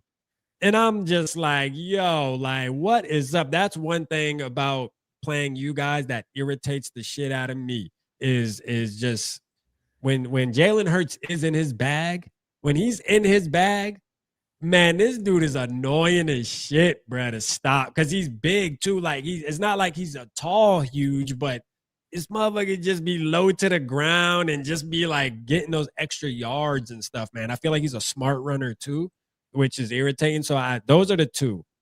Either way you cut it, we have to stop the ground game, whether it's Jalen Hurts or Saquon Barkley. I'm not too worried about the pass game. I think we can kind of keep that at bay for the most part. For the most part, I think we're pretty good. Isaiah, shout out to you guys for letting us get Isaiah Rodgers, because that plays a part in it, because he's been playing phenomenal. And then Byron Murphy on the other side. I think we feel kind of good over there with that, even though I do think Smitty can maybe take advantage of one of the two for sure. But yeah, so that's it. Now, when it comes to our team and who I think the X factor is going to be, how is y'all run defense good this year, Key? What y'all run defense look like? It wasn't last week because we had Jalen Carter. So usually it is, Jalen Carter, Jordan Davis. We down Nolan. We should get Nolan back after the bye week. So once we get our guys, y'all bye week next week. I think is it next week? It might be the week after. Okay. I forget, but we should get some of those players back. But our run defense is pretty solid. Okay. Yeah, because I was gonna say, I continue to think that I want my team to run the football and really run the ball. I'm talking about really commit to it, right? And part of me feels like maybe we can do that. I'm gonna say Mason. I'm gonna name Mason. I think if we can actually run the ball at a good clip and actually have our coach, who is also our offensive coordinator, we got a 2-1. You know what I'm saying? 2-1 here. Hopefully we can control the ground a little bit in this game and keep this game close with the timing. I think this is one of those games where you just want to be in the fight in the fourth quarter for the most part and just give yourself a chance in the fourth quarter. Like, we can't go down by 17 or even 14 points, and it's one of those deals where I don't want to play from behind and try to come back on you guys, because I think that's when it's just one of those y'all are a tough team to really play from behind against, I believe. So if we can keep the game going back and forth on the ground, hey, y'all put up 3, we put up 3. Hey, somebody scores a touchdown, we come back, score a touchdown, like one of those back and forth games. That's kind of what I'm looking for. I think Jordan Mason can help us do that. I think our defense can help us keep it fairly close too. Shout out Alex C. He said, that's what I said. Hey, y'all, facts. We think alike. Great minds think alike. You know what I'm saying, Alex? Let's go, man. I just feel like if y'all pick on Adoree Jackson early, it's over. I mean, if y'all score on every possession because our corners can't cover, it's a wrap. Yeah. Lone Wolf said, nah, we air it out with Jettas and Addison. Let's go. Air that out. So yeah, that y'all gonna test us. I know Kevin O'Connell is a smart, coach. He's gonna say go after the corners. Y'all OC is gonna say go after the corners. So he loved it. So it's going to be interesting. Whoever is at the QB situation, I feel like if our defensive line can get to y'all offensive line and get to the quarterback, it's going to be a long day for y'all. Let me ask you this, Key.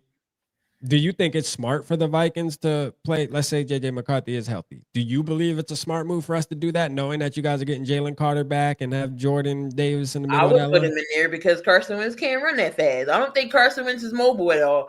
JJ got the faster legs, so put JJ out there. He already went up against a Cleveland defense, and they're elite.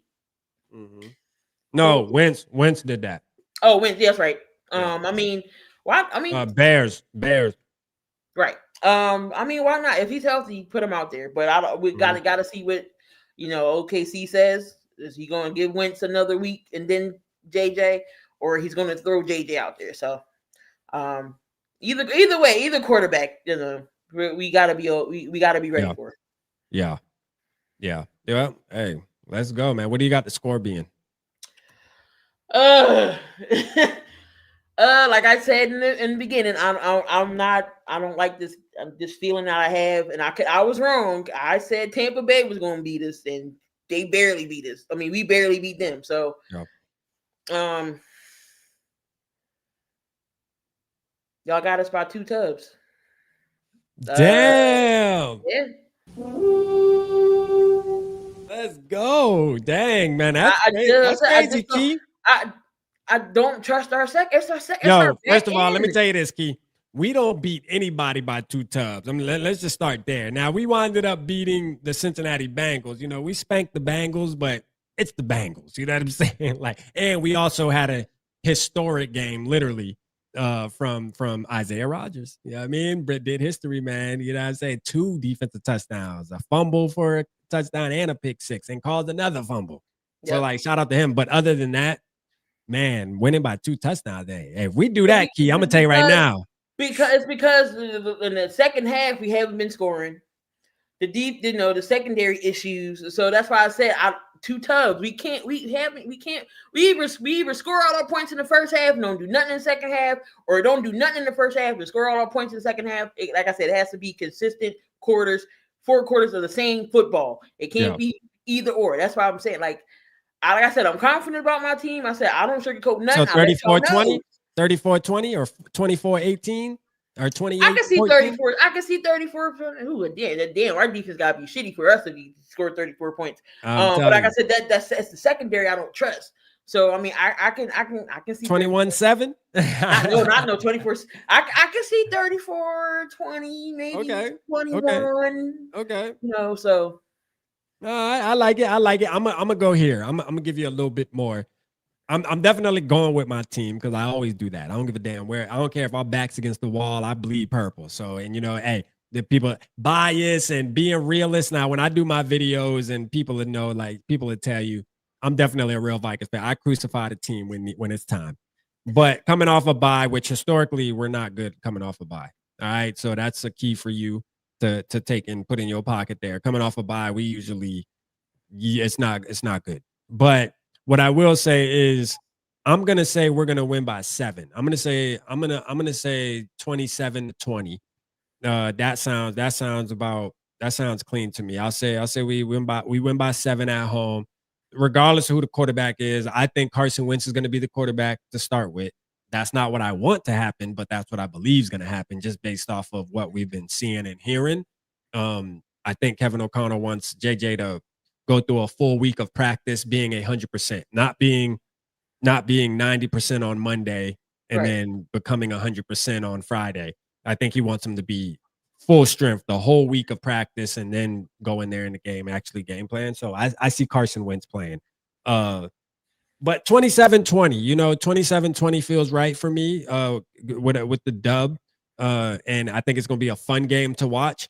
For some reason, though, I hate playing you guys. I will say that. I hate playing the Eagles because you guys are always a damn tough out. And ever since that NFC Championship game, I just got a bad taste in my mouth. Shout out to my brother. He's an Eagles fan. So he's a diehard Eagles fan. So that was one of them nights where I'm just like, bro, we came out and scored the first touchdown. I'm like, bro, we're going to the fucking Super Bowl. I was like, oh no. Bro, when we went downfield and scored like that, I was like, yes, sir. We are going to the Super Bowl. No team is fucking stopping us, bro. The way we just went down and scored, man, Kyle Rudolph, I remember. Play action, Case Keenum, you know what I mean? Down the field, touchdown. I'm like, yes, sir. This team is cooking. We boy. Like, we really like that. And then from that point on, I swear to God, that was one of the worst nights of my Vikings fandism. But hey, hopefully we can right that ship on Sunday and beat y'all ass one good time. I did see you went to US Bank. How was that experience? Yeah, so that was good. So we do an event called Skull Fest every year where we throw a party for the Vikings home opener. Shout out to Purple Gang, man. A lot of the community pulls up and we all turn up for the home opener, man. We rent out a spot and we just pretty much throw a big Vikings party. So shout out to everybody that pulled up to that and yeah, so like we get some opportunities just for working with the Vikings and stuff like that on a couple other projects we've done. So we get like good opportunities, like cool opportunities to be able to be out on the field. So we were there on Friday in US Bank Stadium. We were there on Friday walking on the field and being able to just walk on the field and look around. And it's just like, it's surreal really when you're out there doing it. So shout out to the Minnesota Vikings. Shout out Fox 9 for giving us that opportunity. But yeah, Skull Fest, Key, I know you're an Eagles fan, but if you just want to party with some good people, I mean, every home opener, Minnesota, I've actually rode past the stadium. So I've been in Minnesota. Okay. I've seen the stadium. I'm just like, holy shit, this shit is huge. Yeah. So I would love to go inside. I just recently, last year, the year before last, my cousin is a season ticket holder for the Falcons. So I went to go see Mercedes Bank Stadium. Beautiful stadium. Atlanta is lit. No, I've been there. That stadium is rocking. So, because I'm in Charleston, South Carolina, so I'm super close to Atlanta. I'm 4 hours away from it. I'm only 4 hours away from Atlanta in the car. So, I've been to Atlanta multiple times. Shout out to Mercedes. That's a great stadium for sure. You're on point with that. F the Falcons though. You know what I mean? Like the Falcons left a bad taste in my mouth. But no, as a football fan in general, I would love just to see different stadiums. I've seen, like I said, I was in Minnesota a couple of times. I'm just like, this stadium is huge. Yeah, so you can always, hey, look, I just say I'm extending the olive branch here. Anytime, especially if you're gonna come, make sure it's the home opener because you'll be welcomed with open arms. You'll have a great time. Believe me, you'll be around a bunch of good people. You with us. Then you'll enjoy it. I'm gonna tell you that. And maybe we play the Eagles. I will wear anybody's jersey but Dallas. Okay. Hey, throw on a Donovan McNabb Vikings jersey. We get you a Donovan McNabb Vikings jersey. There you go. Throwback. No, if you give me a jersey, you gotta give me JJ. I'm just saying. Let's go. So, you talking about Justin Jefferson? Yeah. All right, we got got you. We got you. But yeah, so like I said, I'll wear anybody's jersey but Dallas. Got you. No, that's law for sure. That's how we are. I wear any jersey except a Lions. No, actually, I lied, Key. Me and you might be a little different on that. I can't wear no other team jersey. I ain't gonna cap. I might be able to swing a Dolphins jersey because my father's a Dolphins fan because he always wears Vikings gear and stuff when we play. So if there is, or maybe a Jets jersey because my mom's is a Jets fan. So maybe those two, like, Ooh, I feel bad for her. I feel sorry. I think I actually have a picture with a Jets jersey on when we went to Jacksonville to support my mom because we went to a game in Jacksonville with the Jets and the Jaguars years ago, and I threw on a Jets jersey to support, be part of the gang. Everybody was looking at me because I had a Atlanta Falcon jersey, jersey shirt, the Kyle Pitts. So I was like, it was free. I'm not gonna turn that down. Yeah. You gotta support your peoples every once in a while, but I would never wear NFC North. If my mom was a Packers fan or some shit, she ain't happening. Ain't happening. Like straight up, we gonna that's our relationship would be tarnished at that point. You know what I'm saying? I tell everybody, Dallas is you when it comes to a rivalry, Philly and Dallas can't stand each other. So I would never wear those colors. I told my son if he ever played football for the Dallas Cowboys, I couldn't wear your jersey. Yeah, I couldn't do it. I couldn't do it. And everybody like, oh, come on, Keith. Nope, not doing it. Sorry, I love you, but I'm not putting on this jersey. Yeah. Shout out Joker in the building. I see you, Joker. Shout out Eric from New Mexico. Angelo, what's good? Florinda and Raquel, let's go. Shout out to y'all. Got anything for me in the chat? Y'all got any questions for me before we? Yeah, man. Drop key some questions about the Eagles. What y'all concerned about? What y'all want to know about the Eagles? Because I'm gonna tell you right now, man, for the ones watching on my channel, and I know we've been on an hour and 30 minutes, but shit, I got time. You feel me? First of all, I want to say, Key, man, like, we met back when I first started YouTube, and I was back in, and I seen you grinding, doing your thing with Dante, Coach Dante. You know what I'm saying? Shout out to the broski, man. You know what I mean? And you guys still grinding to this day. So shout out to y'all doing y'all thing, and this is a great moment. I feel like where we meeting up again and being able to do this, like we both still at it. Because a lot of people start this journey, but they tend not to finish, because it's a grind. And I know you don't do it for financial reasons, and neither do I. We just do it for fun because we really invested in our team. We love our team. They control our emotions. I was watching your reaction video when you guys beat the Rams, I think. Right? When you blocked the field goal. And that was a great video to see you and your friend on there, doing the watch party. And then the moment y'all block that, like the emotions that you showed, you can tell is real. Like, you could tell you invested in this squad, like for sure. If they would have lost the game, your day would have been ruined. But they won the game, so it turned into a really good day for you. You can see those things. And for that, I respect. You know what I mean? Like, I respect just a real fan of the team, but also keeping it real, too, when we start having conversations like today, where you're like, listen, man, our pass defense is trash. It is what it is. That shit ain't looking good. Just like I'm gonna tell you, our quarterback situation is looking murky. I didn't throw no beers or no batteries. I don't think I did. He ain't do that. Barkley this year seems like they haven't been using they're abandoning the run. I thought last week was going to be good because we started off 2 straight runs from Saquon, 15 yards. I'm like, okay, we gonna get, and then it stopped. So I'm like, here we go. So they're not using Saquon like do you think they're abandoning it because of AJ Brown? Do you feel like AJ Brown has any influence in that? No, somebody's pass happy. And so who is your offensive coordinator now?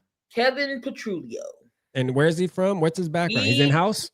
He's in-house. He was a game passing coordinator? He was something. Yeah. But he's Nick Sirianni's homie. And you had Kellen Moore, right? Kellen Moore. I feel like the only reason why Kellen Moore, I get everybody needs a chance to get a head coaching job, and I feel like he could have stayed another year, and there have been more opportunities to be a head coaching job because somebody gets fired at least once a year. Somebody's getting fired. Yeah. So I feel like Kellen could have stayed. He went to the Saints because I think he was going to have Derek Carr. He thought he was going to have Derek Carr, and Derek Carr ended up retiring. So now he's like, oh shit, I'm stuck with Spencer Rattler and Tyler Shuck. So I mean, I feel like he could have stayed with Philly one more year and then he could have went, his separate ways. But it's the offensive coordinator. Real quick before you answer that question, Key, before you answer that question from Dylan. And shout out to the chat for dropping the questions. Drop your questions for Key down in the chat for the Eagles, man, pertaining to Eagles and what you want to ask her. But when it comes, and I want to, I talk about the offensive coordinator because we in Vikings Nation, even headed into this game, a lot of Vikings fans have KOC under the microscope because not only is he our head coach, but he's the sole play caller too. Like he calls the plays, like he has full control. He's calling every play. You know what I'm saying? So we look at it like, well, we need to bring in an OC, or we need to, somebody else in the building needs to call the plays. I wanted you to express that because, I always want to just remind our fan base, and, I'm on board with the fact that we got to watch Kevin O'Connell closer now. And, his credibility is not gone, but, at the end of the day, it's like one of those hourglasses where the sand is just fucking dropping, right? Because situational football, he's seeming to be a lot slower than what the hell I thought from the beginning, right? And I say that to say the grass isn't always greener on the other side. Y'all hear what Key talking about here with their offensive coordinator, just bringing in an in-house guy, and something we do. It never works. Shit can be bad. In-house never works. Okay, so and Jalen Hurts has had what 3 different offensive coordinators in a row. Yep. So Nick Sirianni used to call the plays. Nick is horrible at calling plays. That's why we had him get an offensive coordinator. We said, do not call no more plays, Nick. Yeah. Don't do it. And then who'd you bring in? Shane Steichen. And then what happened with that? We went to the playoffs. Okay. Then we went to playoffs again. Shane got the coach job. Okay. So Shane, you were good with? We were good with Shane. We had Brian Johnson, in-house guy. He was the quarterback's coach or something, but he was really good with Jalen Hurts. That was trash. Terrible experience. He's with Washington now. Kellen Moore, Super Bowl. Yeah. Okay. So Kellen Moore was a hit, obviously, but then he did so good to where you knew he was going to go. Like that was his golden ticket to a head coaching job, the ultimate upgrade. All right. So Dylan says, Key, why you didn't tell us Kenneth Gainwell was about to run for 114 yards? Kenneth Gainwell's hit and miss. I know we used him a lot last year. We used to call him Kenny Gainless because he would never do good, but he was like, all right, I'm tired of y'all calling me Kenny Gainless. So now he got his name back, Kenny Gainwell. So he was good for us last year. I mean, he has his hit and misses. Burns, Key, how he didn't trade for Tyson Campbell. Dude been getting cooked up. Yep, getting cooked. But yeah, Tyson Campbell. That's the dude from that's the dude that went to the Browns, right? From the Jaguars. Yeah. Tyson Campbell. Yeah. But no, I would never do in-house as far as any coordinator. It never works. It never works. Never works. So it's kind of one of those deals, I'm glad you touched on that because it's one of those deals with our community is, we're quote unquote shopping. You know what I mean? I'll say we're window shopping at this point, right? Like I think KOC is, like I said, under a microscope right now. And as a fan base, we're kind of like, all right, motherfucker, you got a couple more times and then we're going to have to get on Twitter and start really pushing the line. You know what I mean? And get on my channel and on every Vikings channel that's talking. They're going to start saying the same thing. It kind of just happens like that. It just a chain reaction. And then everybody starts talking about it. And then eventually just somebody better do something because the fans are upset at this point. But I want to say you have to be careful because, again, the grass isn't always greener on the other side. When we have a young quarterback, too, with our situation, that could even add whole nother dynamic to it where this can go to shit really quick. All right, really quick. Now you can hit, but when I think about what you just went through, right? The 2 guys you named that your fan base was happy with are both guys that were super successful. Kellen Moore, he was successful in Dallas. Like, I mean, was he? Was Dallas fans ain't like him. They was like, oh, Dallas Kellen fans Moore like do nobody. this. I'm like, oh, well, he must ain't do good for y'all because he was great for us. Yeah, but Dallas fans don't like anybody. Nope. Right? Dallas fans, they gonna hate anybody that they get. You know what I mean? That's Dallas for you. That's what they do. But then he goes to you guys, or I think then he go to the Chargers. He went to the Chargers, and I saw what he did with Herbert, and I was like, It wasn't Herbert. That offense just was. It was, he did good with Herbert, and then when we got him, I was like, well, I'm gonna give him a chance. I'm not gonna say, he's not going to do bad. He's going to do bad. Look what he was like. Yeah. That offense was at least top 8 with Kellen Moore. So my thing is and then you got Steichen, right? Which again, successful now. Looking really good where he's at. I mean, he got the team over there balling like crazy. You got Daniel Jones looking like Tom Brady out there. I say that to say, if we are going to get somebody to call plays for the Minnesota Vikings, you pretty much have to get a guy that has a ton of experience and has showed success doing that job. And that's going to know the strengths of the offense. And my guy on my list right now, yes, is Mike McDaniel. That's the only guy, and I got a video on my channel that I did a couple days ago.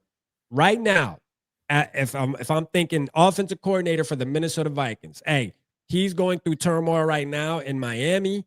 I'm sure they love him as a guy, but this league's about winning, and unfortunately, his offense is decimated right now. You got a quarterback that's inconsistent. Tyreek Hill's out. This, that, and the third. So if they let him walk, that is the only guy that I'll say right now today that I'm like, okay, I feel comfortable bringing him in and teaming him up with Kevin O'Connell to call plays. I know Joker put in here, let's let Keenan McCardell call plays, or, Josh McCown call plays.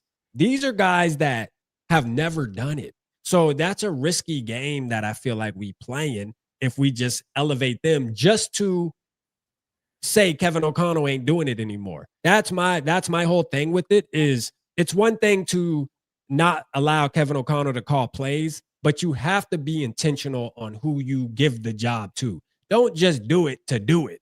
You know what I mean? Like, that's my thing. So, that's where I sit at it. And I'm glad you touched on y'all's situation, because it shows a pattern. It shows a trend. And I think that you can say that for a lot of teams that just try to, up next man up, all the fucking offensive line coach. Go ahead. You're going to be the offensive coordinator now. And then the team wins 4 games. Just like Josh McDaniels. Horrible as a head coach. Great as an offensive coordinator. Some coaches just ain't meant to be coaches. They good at coordinators. Robert Saleh was another. Even though I don't think he did bad as a head coach with the Jets, he's good at defense. So he's back with the 49ers as a DC. So Cause and Effect says, what's your evaluation this season so far? I see no front runners this season right now. It's still up for grabs. A question, who can peak at the right time? My thoughts. Right now, all the powerhouse teams you think would be that was leading last year aren't this year. You can say the Eagles. I mean, referring to, you can say the Buffalo Bills. They lost 2 straight. They lost to the Patriots and the Falcons. Right now, I see Tampa. Right now, you got to ride with Baker Mayfield. He's MVP right now, in my opinion. I mean, they're hurt, but he's still balling with Tez Johnson. Luka's hurt. Godwin's still hurt. No Mike Evans. I don't think Mike Evans is going to break his streak this year. He's not going to get 1,000 yards. 1,000 yards, I don't see it. So he's still balling with what he got. You got to look at the Colts. I know we like Daniel Jones. I think the Colts are going to fall though, Key. Something about it just doesn't seem sustainable. It reminds me of a Vikings team that I once knew back in 2000 and 16, I believe. Correct me if I'm wrong, chat. Where we started the season out 5-0. I believe it was I think it was 2016 or 15, one of them years, man. Once I'm getting older, these shits are starting to turn into history seasons now, man. That I'm getting dementia out here. But I don't. For some reason, something about the Colts. I love what they're doing. I love the story, but I think it's year 1 and they're winning right now, but they ain't playing nobody. They're not playing anybody, in my opinion, that's really going to put that belt to their ass. And once they get into that, as we get into the thick of things, I can see them dropping 4 or 5 games in a row type deal, in my opinion. But hopefully I'm wrong. I mean, I'm pulling for, they ain't no threat to us. So the Chiefs, they can get hot at any time. Patrick Mahomes, he takes he takes the middle school kids and still goes to Super Bowl. So the Chiefs is getting, hot. You can say, the Chargers, I mean, So, I mean, it's not no real front runner, but I think Pittsburgh won't win like 13 games. I still think Pittsburgh will still win the AFC North, but they'll win they'll start to come down. The Ravens, I don't, they will have to go on a hell of a run to win that division. They're on a bye week right now to get Lamar back. So I mean, there's no real front runner. So, I mean, it's just good right now. I mean, I like that because you can mix it up. It's not the same teams every time. So, who knows? We might even see a whole totally different team in the Super Bowl we've never thought we would see again. So, yeah. Hey, I mean, I think I'm with you on all that. North said you want another soft BITCH call and play. Man, I like Mike McDaniel, man. He's an interesting fella. Mike McDaniel, he's an interesting guy. Coaches are good as coaches. Yeah, I think he'd be a great offensive coordinator. I love Mike McDaniels as our OC right now. Yeah, you get because that offense is humming. Peterson as my OC right now. Shit, Brad, I'll take you as my offensive coordinator. Anybody but the one that we have. I got you. I would definitely sabotage y'all season, though. I'm gonna tell you that right now.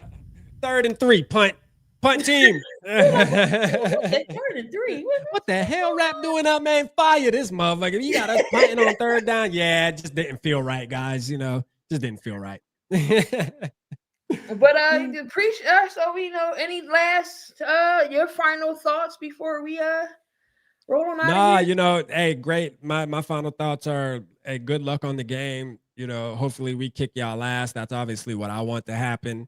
And if it's anything what you talking about, we winning by 2 dubs. Oh yeah, 2 tubs. I'll take it. You know what I mean? Any day of the week, because my team doesn't do that often. So I'll definitely be here for it. I appreciate you having me on Key on the show for sure and setting this up and reaching out. So it was great. And hopefully maybe we meet up again after the game and touch bases. Real quick, Ronald said, "Hey, Vocal Vike here in Albuquerque, New Mexico. What do you think who do you think we're going to start versus the Eagles?" So I think shout out to you, Ronald Crosby. Shout out Albuquerque, New Mexico. We got Eric from New Mexico in the building too. You know what I'm saying? It's FTE week. You already know that, y'all. FTE.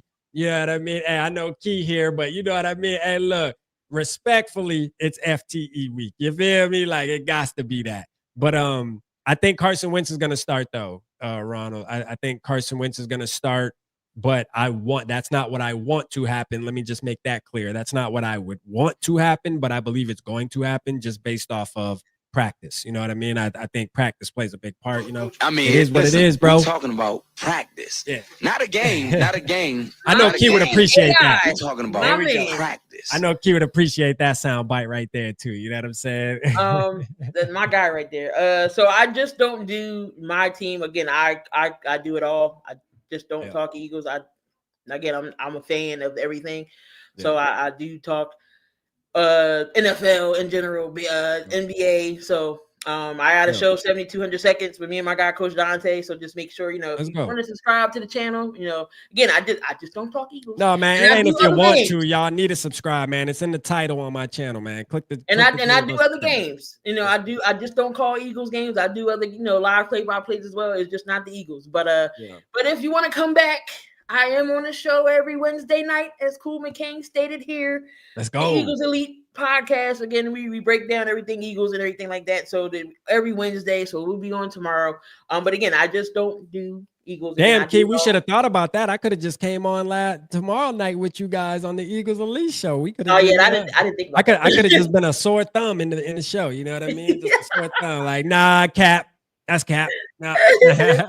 But you said if I hear dreams and nightmares, I'm turning off my TV.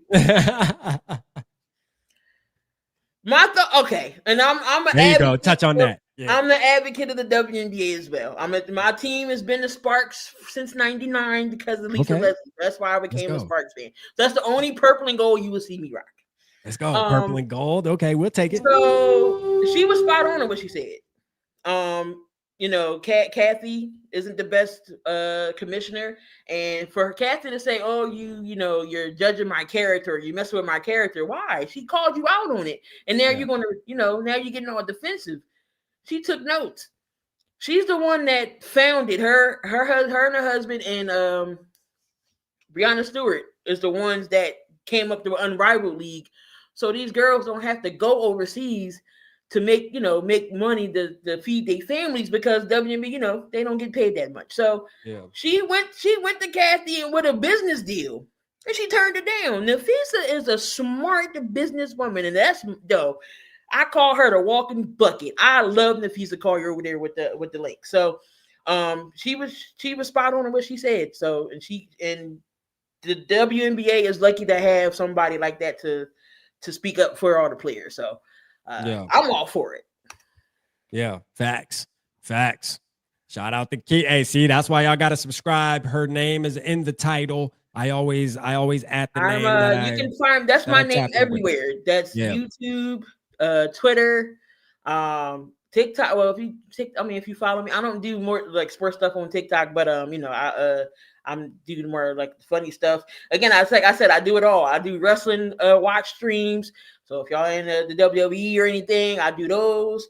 NBA starting up. So I mean, I'm always a lot of things. So I dibble and dabble. I'm usually behind the scenes. The intro that you saw, I did that. So like I said, I'm behind the scenes with things. Yep, that's a fact. Well, I appreciate you, Key. This was a great show. Always great talking football with you. So thank you for having me on again. Appreciate y'all. Appreciate you, Rap. Appreciate Rap's channel over there. Not throwing eggshells at me and not being all mean to me. But like I said, I'm a realist. I don't sugarcoat nothing. So nothing y'all can say can hurt my feelings. I'm gonna be real with you. So it's a fact. My team stinks. If we good, I'm gonna tell you we good. So. Let's go. Shout out Vikings, man. I can't say shout out Eagles, Key. I'm sorry. No matter how much I like you, no matter how much I like you, it's FTE week. Period. But hey, it's all love to you though, Key. That's a fact. So yeah, anytime you want me on your channel to talk whatever, look, it don't gotta be Eagles, it's whatever, gotta just hit me up. I'm there. Appreciate. I'm gonna definitely take that off of Key. I love talking sports with you. I feel like me and you can really put together a dope show for the community. So I got you for sure. Be expecting to reach out. So definitely appreciate you, Viking Nation. I appreciate y'all. Thank you for being on. Next, so hopefully when we play you, we can have it on your channel this time. It'll be in the playoffs. So I know FTE. I know. Now, when you look, even although I'm streaming this on my channel as well, as a multi-stream, once we actually set it up where it's just strictly Vikings, Key, and you over there in enemy territory, I can't promise you that the Purple Gang community gonna be as easy on you. You know what I mean? We might be a little rough. It's all right. I don't know. I got to live. One thing about living in Philadelphia, you got to have tough skin, and that's all I got. That's a fact. That's a fact. No, we appreciate you. We respect you, and I can't wait to have you on again. I'll have you on my channel for sure. It's coming soon. Believe that. So we're gonna get on out of here, y'all. Appreciate you. Good luck to both parties on Sunday. I'm sure I'm gonna be if we win convincingly, I'll come back and talk some smack and be like, I didn't think that was gonna happen. And then if we do, if my prediction comes true, I'm gonna be like, I told you. But I appreciate you. So appreciate y'all. Y'all enjoy the rest of y'all night. We're gonna get on out of here. Good job, Norse.